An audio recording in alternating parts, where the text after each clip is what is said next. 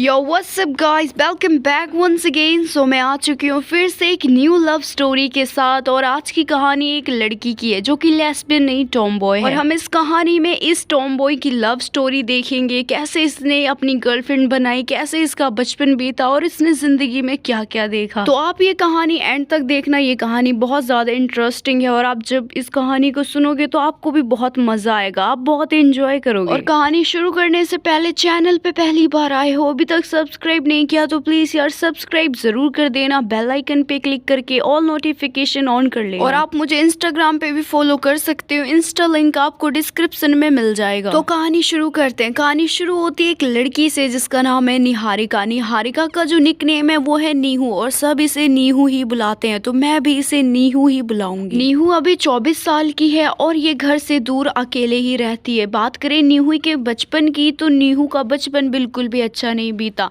नीहू शुरू से ही एक टॉमबॉय की तरह रही है। बचपन में इसको अपने लंबे बाल बिल्कुल भी पसंद नहीं थे। ये हमेशा अपने लंबे बाल को खींचती थी तो कभी चुपके से काट लेती थी और इनकी इस सब हरकतों से इसके माँ बाप बहुत परेशान थे।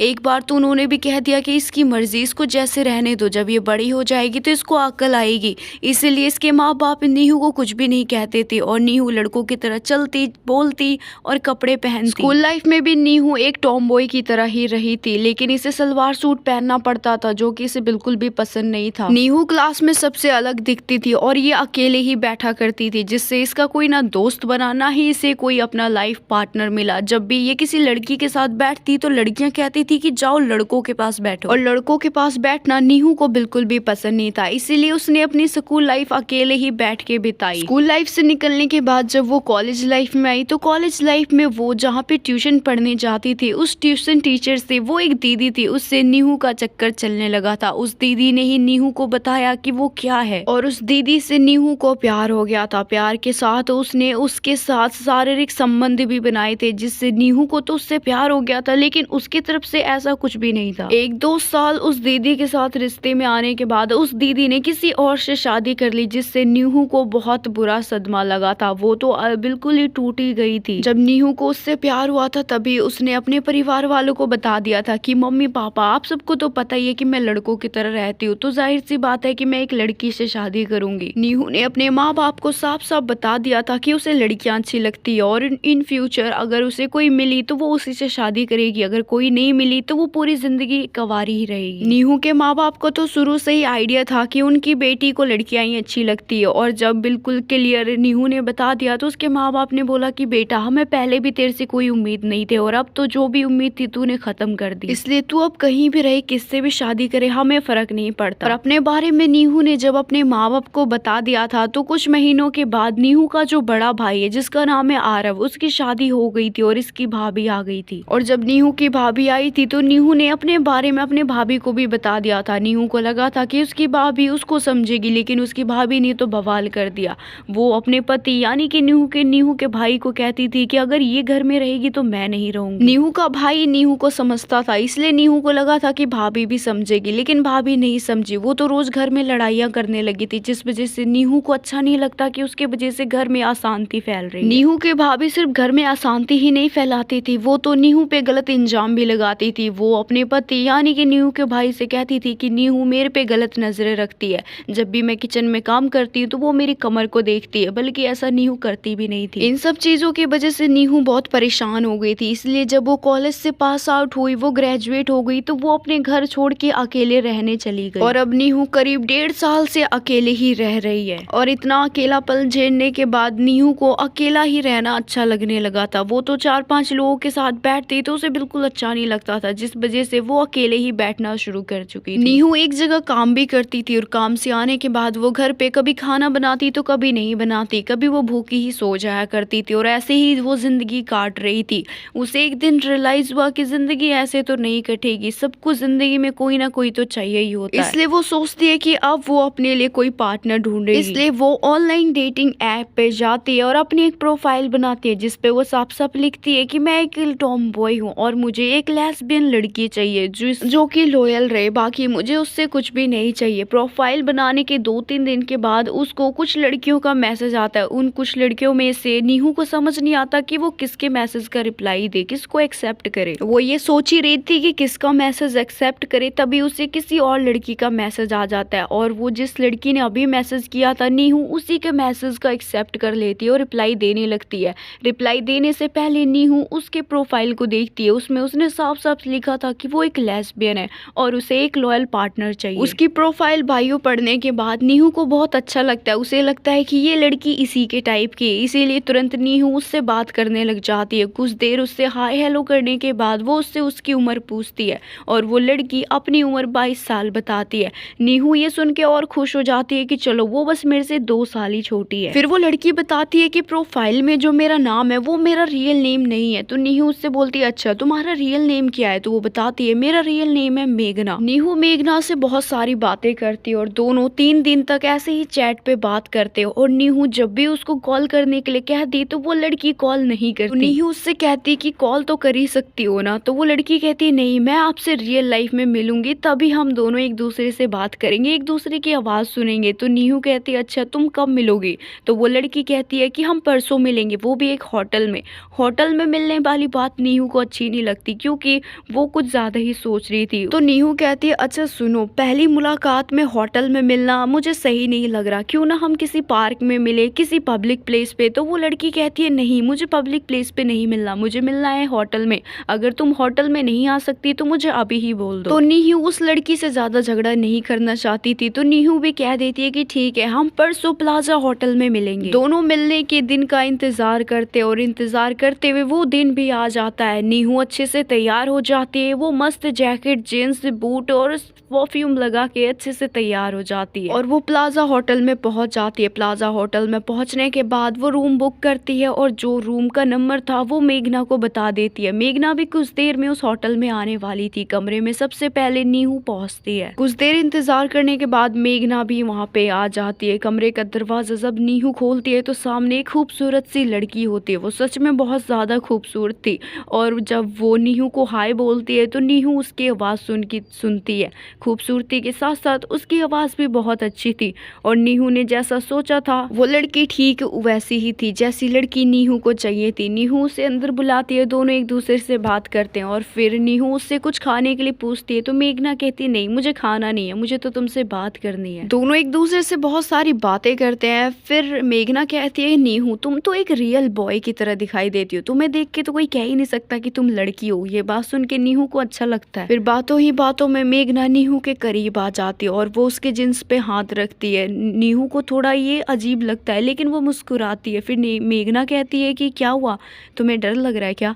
तो नीहू कहती है नहीं मुझे किस बात का डर होगा, जिससे प्यार करती हूँ वही तो मुझे छू रही है ना, इसमें भी कोई डरने की बात है। नीहू की बात सुन के मेघना उसके थोड़ा और करीब आती है और उसके गर्दन पे अपना हाथ फेरती है। फिर नीहू कहती है मेघना पहली मुलाकात है हमारी और पहली मुलाकात में ये सब कुछ ज्यादा नहीं हो रहा? तो मेघना मुस्कुराती है और वो कहती है ओ कम ऑन, पहली मुलाकात में सब कुछ हो जाए तो उसका मजा ही कुछ और है, और वैसे भी हम होटल में मिले हैं तो ऐसे ही थोड़ी बात करने के लिए मिले होंगे, कुछ ना कुछ तो करेंगे ही ना। तो नीहू कहती हाँ वो सब तो ठीक है, लेकिन मेघना उसकी ये बात सुन के नीहू के होठों को चूम लेते, उसे किस करती है और दोनों किस करते वक्त अपना आपा खो देते और दोनों बेड पे जाके एक दूसरे के ऊपर आ जाते और मेघना नीहू के ऊपर थी, वो धीरे से उसके बटन को खोलती और कभी उसके गर्दन के नीचे चूमती तो कभी उसके कमर के नीचे। जो काम नीहू को करना चाहिए वो काम मेघना कर रही थी। वो मेघना नीहू के कमर के नीचे जाके जब उसको वहां पे चूमा तो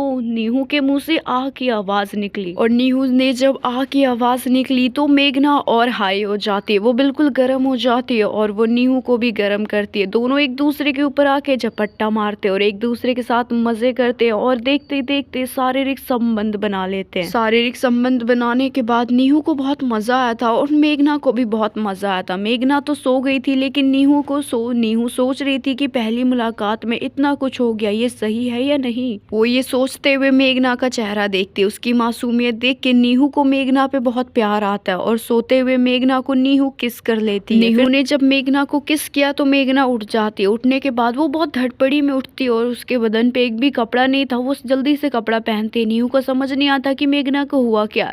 मेघना तैयार होके मतलब कपड़े पहनने के बाद वो कहती है अच्छा नीहू अब मैं चलती हूँ। तो नीहू कहती है अरे ये क्या बात हुई यार, ना कोई कुछ कहना ना बोलना, चलती हूँ। मेघना कहती है नीहू देखो तुम बहुत अच्छे इंसान हो और मुझे माफ कर देना यार, मैं लेस्बियन नहीं हूँ। तो नीहू कहती क्या हो फिर तुम? तो मेघना कहती मैं एक बाईसेक्सुअल हूँ और मुझे गर्लिश गर्ल्स अच्छी लगती है, टॉमबॉयज नहीं। मैं तो बस लाइफ में कुछ नया एक्सपीरियंस करना चाहती थी, मैं देखना चाहती थी कि एक टॉमबॉय के साथ कैसा लगता है करने के बाद। और करने के बाद पता चला कि एक लेस्बियन के साथ और एक टॉमबॉय के साथ करने में ज़्यादा फ़र्क नहीं है, और मुझे जो एक्सपीरियंस करना था वो मैंने कर लिया। और मुझे माफ़ कर देना नीहू, मुझे तुमसे कोई प्यार नहीं है। मुझे पता है कि तुम मेरे से प्यार करने लगी थी, मैंने तुम्हारा दिल तोड़ा, लेकिन सॉरी। मेघना की बात सुन के नीहू का तो दिल बिखर के पूरा चूर चूर हो जाता है और वो रोते हुए कहती है कि एक्सपीरियंस करने के लिए तुम्हें मैं ही मिली थी क्या? दुनिया में इतनी लड़कियां होती हैं, तुम किसी अपने फ्रेंड के साथ करती, लेकिन मैं तुम्हें लेके बहुत सीरियस थी और तुमने तो मजाक बना दिया प्यार को। नीहू को रोता देख मेघना उसे गले लगाती है। नीहू उसे कस के धक्का मारती है और वो कहती है कि जहाँ से आई हो चुपचाप वहीं चली जाओ। तो मेघना को भी अच्छा नहीं लग रहा था, उसे भी बहुत पछतावा हो रहा था और वो होटल से चली जाती है। और इधर नीहू अकेले बैठ के बहुत रोती है और वो ये कहती है कि शायद मेरी किस्मत में प्यार है ही नहीं, मुझे जिंदगी में अकेला ही रहना लिखा है। और नीहू अपने आंसू पोंछती है, खुद को संभालती है और वो कपड़े पहन के होटल से घर चली जाती है। घर जाने के बाद वो अपने कमरे को कमरे में वो बिल्कुल अकेली थी, ये सोच सोच के वो बहुत रोती है। 2-3 दिन तक ऐसे ही वो रोती है और फिर एक दिन वो डिसाइड करती है कि वो घर में एक पपी को लेके आएगी, वो एक डॉग खरीदेगी। वो डॉग इसलिए खरीदना चाहती थी क्योंकि अकेले रह रह के उसके दिमाग में बहुत बुरे बुरे ख्यालात आ रहे थे और बस इसीलिए वो एक डॉग खरीदना चाहती थी। और वो अपने पैसे निकाल के डॉग के एक शॉप पे जाती है और वो एक लैब्रा डॉग खरीदती है। जब वो डॉग खरीद रही थी तो पास ही में जो डॉग की देखभाल करती है वो घूर घूर के नीहू को देख रही थी। और जब नीहू भी इस बात को नोटिस करती है कि कोई उसे देख रही है और जब वो उसकी तरफ देखती है तो वो लड़की अपनी नजरें हटा लेती है। नीहू इस बारे में ज्यादा नहीं सोचती और वो जो उसे डॉग खरीदना था वो खरीद के वो घर आ जाती है और उस डॉग के साथ खेल के उसे बहुत अच्छा लगता है।